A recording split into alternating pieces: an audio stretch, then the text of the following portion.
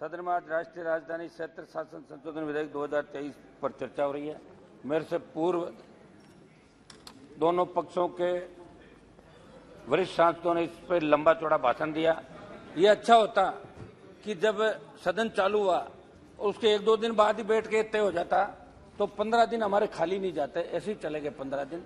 ये बात तो बैठ के वैसे ही हो जाती। एक मिनट, आप लोग भी साथ थे नहीं चलाने के अंदर, अगली बार तो आप भी नहीं चलाने में थे।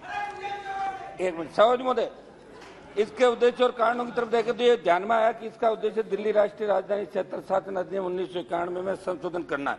इससे केंद्र सरकार को अधिकारियों, कर्मचारियों, कार्यकाल अन्य सेवा शर्तों से दिल्ली राष्ट्रीय राजधानी क्षेत्र के कार्यों के सिलसिले में नियम बनने का अधिकार मिल जाएगा। सरोज महोदय, गृह मंत्री जी ने माननीय सुप्रीम कोर्ट के निर्णय की व्याख्या सदन में पढ़कर सुनाई।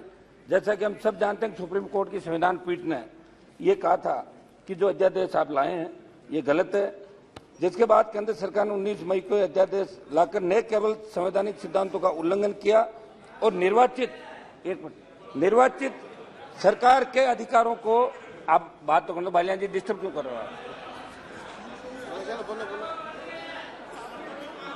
एड्रेस टू चेयर तो करूं मैं एक बार। Hanuman ji, you address to cheer. शुरुआत तो करना दो सर। You address. धीरे धीरे फ्लो में आऊंगा, धीरे धीरे। नहीं, आपको तीन मिनट है। You have to conclude in 3 minutes. और निर्वाचित सरकार के अधिकारों को हड़पने की कोशिश की, बल्कि सुप्रीम कोर्ट की संविधान पीठ के फैसले को, प्रभाव को भी खत्म किया। और इससे साफ हो गया कि एनडीए की सरकार संविधान, लोकतंत्र, संघीय ढांचे सुप्रीम कोर्ट को नहीं मानती है। मैं सरकार द्वारा लाए गए इस अध्यादेश बिल की बारीकियों से न जाकर सरकार की यह बिल लाने की मंशा पर सवाल उठाते हुए कहना चाहूंगा कि सुप्रीम कोर्ट की संवैधानिक पीठ के फैसले को नकारने वाला बिल असंवैधानिक है। अनुच्छेद 239(2) में साफ साफ कहा गया कि दिल्ली में एक विधानसभा होगी, जबकि अन्य केंद्र शासित प्रदेशों में, आपके कई सांसद ये दे रहे थे कि दिल्ली केंद्र शासित प्रदेश है, लेकिन इसके अंदर आप पढ़ें कि दिल्ली में एक विधानसभा होगी, जबकि अन्य केंद्र शासित प्रदेशों में विधानसभा हो भी सकती है और नहीं भी। ये दिल्ली को भारतीय राज्यों के समान एक सामान्य संघीय इकाई बनाता है, जिससे दिल्ली सरकार को सरकार के प्रतिनिधि के रूप में माना जाता है। सरोज महोदय, हमारा तो इसके अंदर गृह मंत्री जी यहाँ बैठे हैं, मैं इनसे आग्रह करूंगा कि ये जितनी भी छोटी पार्टियां इस देश के अंदर है, जो आपके एनडीए के एलआई के अंदर भी थी, आप इन छोटी पार्टियों से नहीं डरे। गृह मंत्री जी, ये कहीं न कहीं आपको हमेशा मदद करती रही है, पहले भी हर जगह मदद करती है, इनसे कुछ भी नहीं होगा।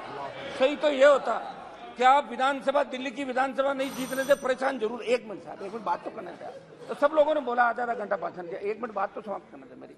आप इतना इनका पीछा नहीं करें, क्योंकि आप जितना इनका पीछा करोगे उतने वापिस जीत के आएंगे, इसलिए आपको इस चीज का भी ध्यान रखना। मेरा इसके अंदर निवेदन था गृह मंत्री जी कि जो सरकार चुनी जाती है वो जनता की सरकार होती है, उस सरकार को काम करने का अधिकार आपको देना चाहिए।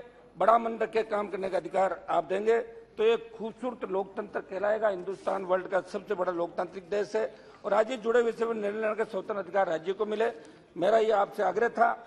और आपका जो मैनिफेस्टो है भारतीय जनता पार्टी का, वो हमेशा मैनिफेस्टो ये कहता है कि हम स्वतंत्र राज्य का दिल्ली को दर्जा दिलाएंगे। या तो मैनिफेस्टो में आप नहीं कहते, वो झूठा है और यहाँ झूठी बात है। मैं गृह मंत्री जी आपसे ये भी आग्रह करूंगा कि दिल्ली के हमारे जो भाई सांसद है सारे, और ये मेरा विशेष ख्याल रखते हैं, तो आज इनकी सब जगह पर्ची दे के कह रहे थे कि जैसे गृह मंत्री जी बैठे तब हमारा भाषण कराओ, एक से एक जिद कर रहे थे आप लोग। तो विदुड़ी जी समाप्त कीजिए, समाप्त कीजिए। विदुड़ी जी, मनोज तिवारी जी और परवेज वर्मा जी ने अच्छा भाषण दिया तीनों ने। इनकी परफॉर्मेंस को देखते हुए कोई मंत्रिमंडल का विस्तार हो, एकाध का number. Thank you very much, thank you. एक मिनट, एक लास्ट मेरा सर आग्रह था कि अपने मणिपुर, हरियाणा, इसकी तरफ भी आप ध्यान दें।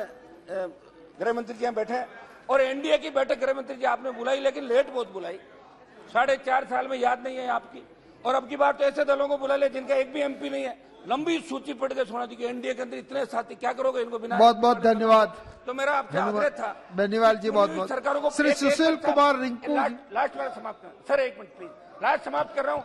कुछ इधर भी तो वार करूंगा मैं। एक मिनट लास्ट मेरा ये था साहब, ईडी सीबीआई के दुरुपयोग की बात बार बार चल रही है, ये सही बात है, लेकिन कांग्रेस पार्टी ने भी ईडी सीबीआई का दुरुपयोग किया था और खुद के ही मंत्रियों को जेल के अंदर डाला था, ये सही बात है उस समय भी।